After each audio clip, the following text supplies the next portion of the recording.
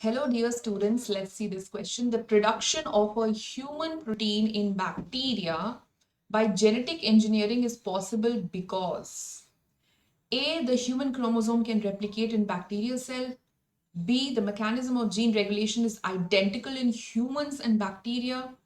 C. Bacterial cell can carry out the RNA splicing reactions.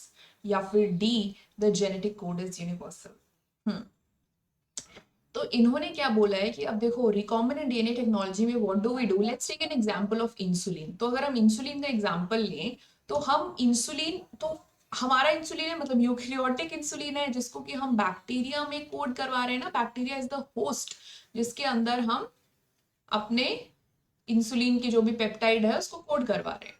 तो question तो क्या पूछ रहा है, क्वेश्चन ये पूछ रहा है कि जो ह्यूमन प्रोटीन है उसको हम बैक्टीरिया में कोड करवा रहे हैं, मतलब बैक्टीरिया में एंटर करवा रहे हैं, वो कैसे सक्सेसफुल हो पा रहे हैं, कैसे हो पा रहा है सक्सेसफुल।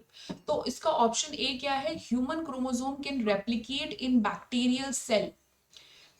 तो क्रोमोसोम की तो बात ही कहां से आई, क्रोमोसोम तो हमने डाला ही नहीं है, हमने तो बस एक जीन डाला है। तो ये तो बेतुका हो गया एकदम। तो first is wrong. Second is the mechanism of gene regulation is identical in humans and bacteria. No, not at all. Gene regulation humans और बैक्टीरिया में आइडेंटिकल नहीं होता, सेम कहाँ होता है। बैक्टीरिया में जो पोस्ट ट्रांसलेशनल एक्टिविटीज और post transcriptional activities, splicing, capping, tailing, ये सारी चीजें कहाँ ही होती है, नहीं होती हैं। तो जीन रेगुलेशन तो बिल्कुल भी आइडेंटिकल है ही नहीं। ऑप्शन सी है bacteria cell can carry out the RNA splicing. No, it can not. Introns are not there, right. RNA splicing की मशीनरी नहीं है, बहुत ही सिंपल रहता है bacteria. It's not right.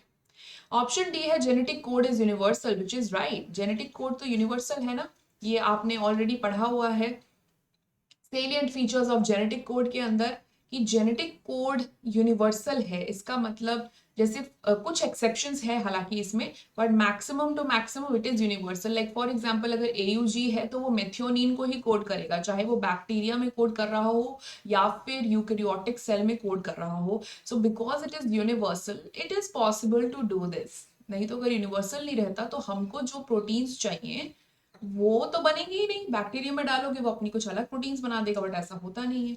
So that is universal, genetic code is universal. So what will be the correct answer? Option number D. Okay, hope you have understood this.